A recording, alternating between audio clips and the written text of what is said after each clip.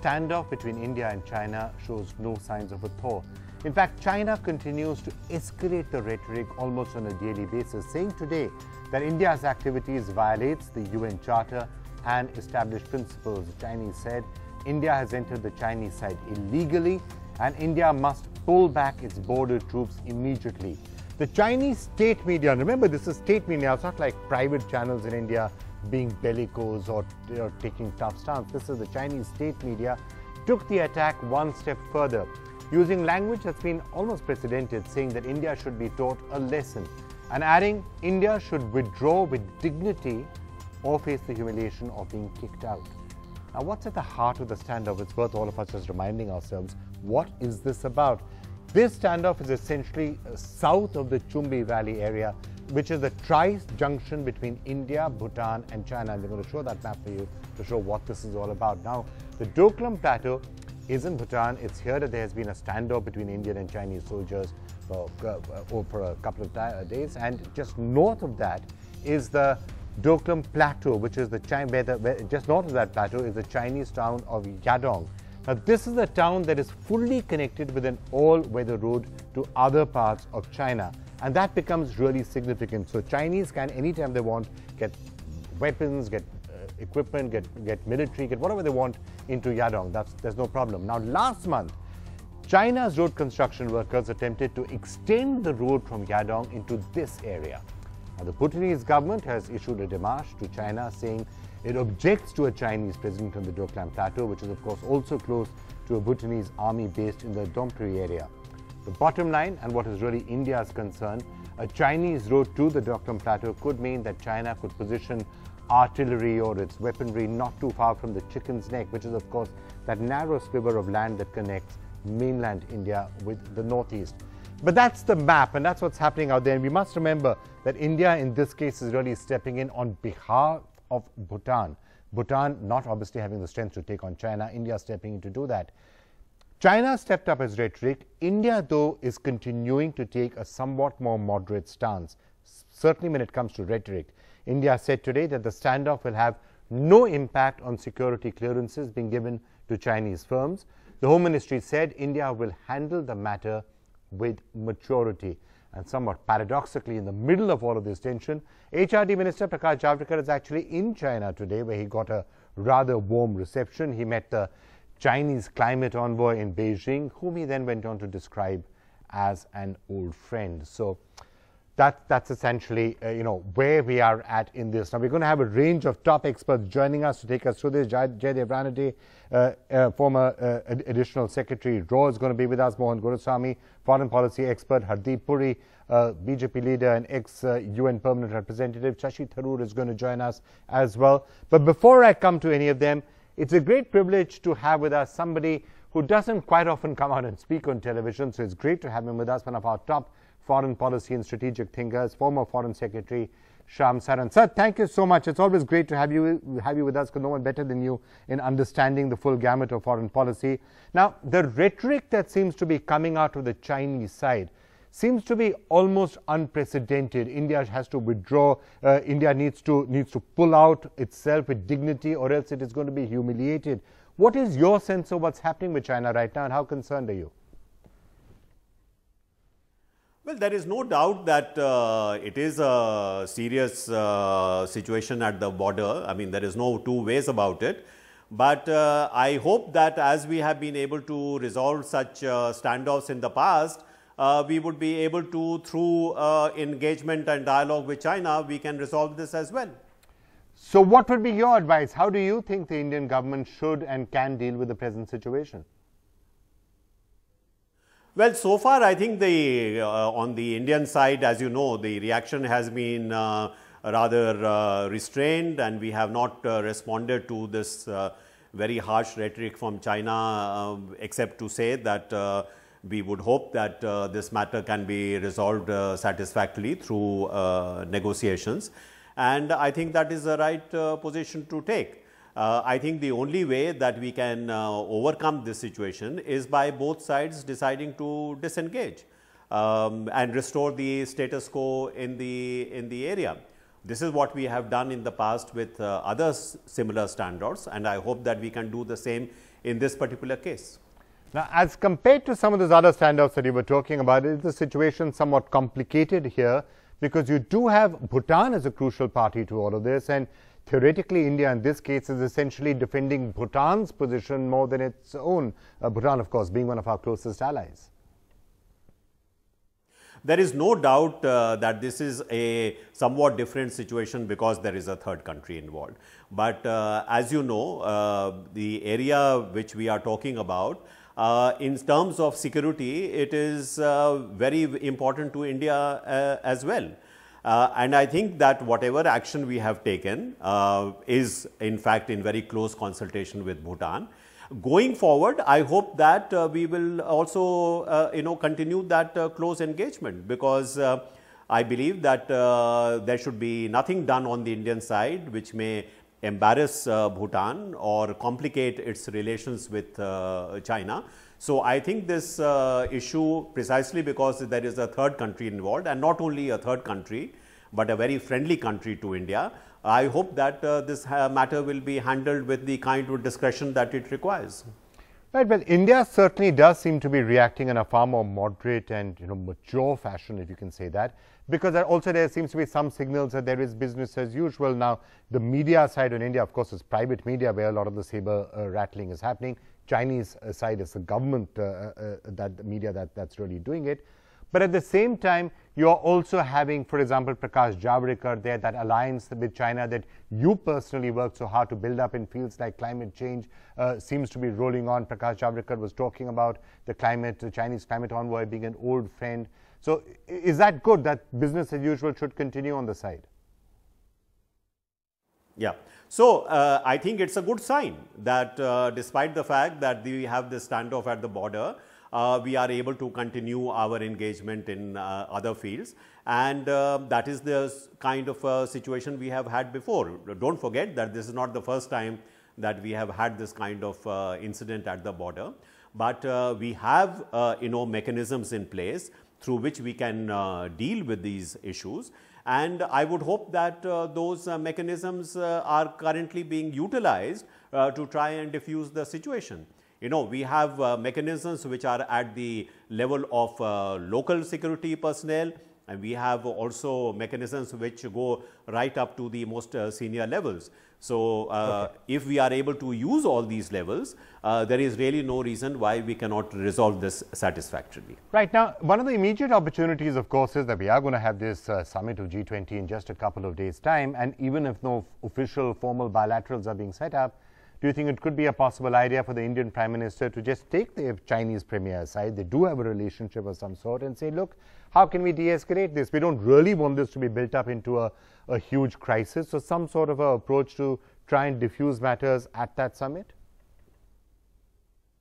Well, I would hope that this matter is resolved before the two leaders meet during the G20 summit. But in case the issue is not resolved, I would certainly think that taking up this issue at the level of the two leaders could have a positive impact, because if as I believe it is the interest of both sides to avoid this escalating into a deeper confrontation, I think a signal from the two leaders that we should calm the situation down and to diffuse it, I think that would have a very positive impact.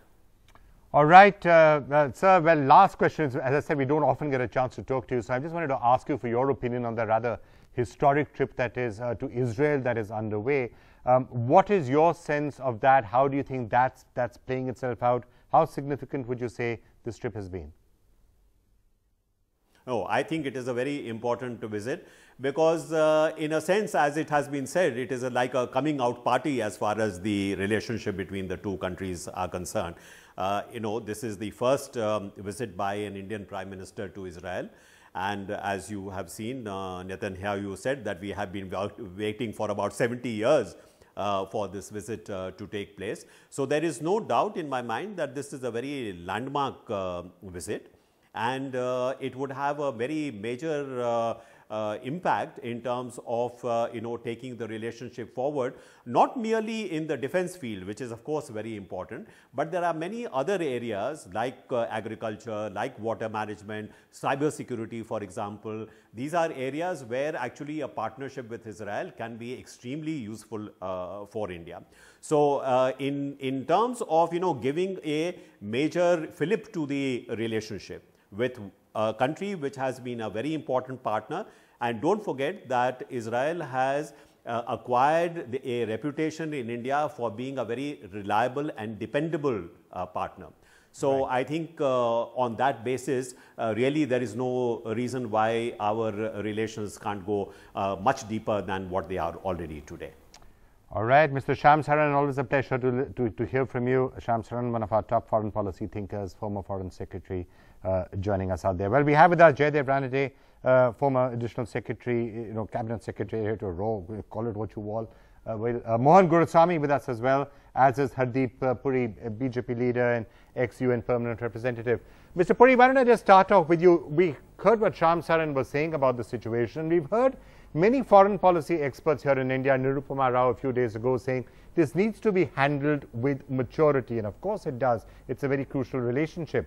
The Chinese side, on the other hand, are continuing to escalate the rhetoric in a rather dramatic fashion, and what Global Times says, or the state media there says, is sometimes it's unlikely that they're taking a particular position without some sort of a backing from Beijing. The language they're using now, withdraw with dignity or be humiliated as you are kicked out, that's fairly unprecedented, wouldn't you say? Mr. Puri? Oh, I didn't realize that the question was addressed to me. Yes, I think the language is amounts to an escalation. The decibel level is higher, but I think this has something to do with the timing of this border standoff, and it has something to do with the fact that the Chinese have actually they've been trying us, they've been testing our patience, and I think we've stood our ground so far, and I think we should continue to stand our ground, but deal with the situation with maturity without provoking the dialogue. And I think the Chinese will blink ultimately. You think the Chinese will blink ultimately? Mr. Ranade, if I can get you in, part of the danger with escalated rhetoric is it becomes difficult for the Chinese to blink after having painted themselves into a corner. And equally, it becomes very difficult for India, faced with threats, withdraw or else, we will kick you out, we'll humiliate you. It becomes very difficult for the Indian government to also think about a compromise. That's the danger with rhetoric, and many foreign policy experts have been saying that. Exactly. It also narrows the space for diplomatic maneuver, really, because by going public, what they've done is drawn everyone's attention to what's happening, and now it becomes so much more difficult for both the sides to disengage. But here, if I may mention two things, I'd point to the fact that it was the Chinese who actually went public with what's happening and began accusing India of violating various agreements in the past, of unilaterally coming to Bhutan's assistance, etc. But the second point is that I feel that when the Chinese actually moved in, they probably didn't anticipate the Indian response. They didn't anticipate that we would come in with such a robust response. Because they really thought at that point they were pushing Bhutan around, not India. Exactly. And the fact that India immediately committed its army to help the Bhutanese troops in that area. And that is a minus point as far as Chinese are concerned, because it really puts them on the back foot that India has stood up. I think with the 19th Party Congress also coming up in late October, Xi Jinping also cannot afford to look weak. So that could be one of the reasons why this rhetoric has come. But by doing so, I think they're making the matter more difficult. Yeah. And, it makes it so much more difficult for the diplomats to really look for ways to diffuse the situation. Mohan Guruswamy, Hardeep Puri just said that he thinks India needs to stand firm and the Chinese will blink. Is it going to be that easy for them to blink with all the rhetoric that they've put out in the last couple of days? Well, the thing is not to make the Chinese blink, because blink means loss of face. So I think you've got to find a way to get them out, and for us to get out, we are on either side blinking. That should be the aim of diplomacy. I think, to the best of my understanding, I think both of us are in breach of some old conventions. You know, we are in certain places where we shouldn't be. They are in places where they shouldn't be. And I think at this time, you know, we've got to see a way of getting out and disengaging. I think it's for the militaries to look at their tactical situations and get out. But right now, we have to just cool things off. And I think there's a lot of rhetoric in India, as there is in China. The Chinese social media is absolutely wild. And so, you know, even in India, we need to cool off. What's happening on the channels is quite amazing. You know, not your channel, but other channels have literally gone to war. Yeah. So I think you need to cool all this off, and there's a lot of anger in our public also, and the government has to deal with public's anger. Yeah, I guess part of the difference is that in India's case, as I said, it's largely private channels that are really whipping it up. In China's case, it's also state-run media. Just want to get Shashi Tharoor in, senior Congress leader, and of course been very closely associated with diplomacy into this entire discussion. Shashi, are you somewhat concerned by the situation? Do you think this is a worrying escalation that we are seeing in whatever's happening between India and China? Well, you're quite right that it is a worrying escalation of rhetoric.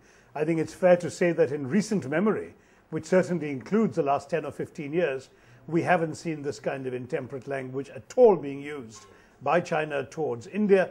And I think that the standoff, therefore, is very much more serious than anything else that we've seen in the media about our tense relationship on the border with the Chinese. The fact is that not only have the Chinese allowed this to spill over into other aspects of the relationship, such as the cancellation of the Mansarovar pilgrimage through Nathula, but they have also said that they're not going to do anything different, that the ball is in India's court, and there won't even be meaningful dialogue with India until India withdraws, which is certainly a very, very tough line that puts the onus completely on us to blink first. I can't help feeling that there's been some mismanagement of this entire process from our government. I think that some people in Delhi must have taken their eye off the ball for us to get to this point.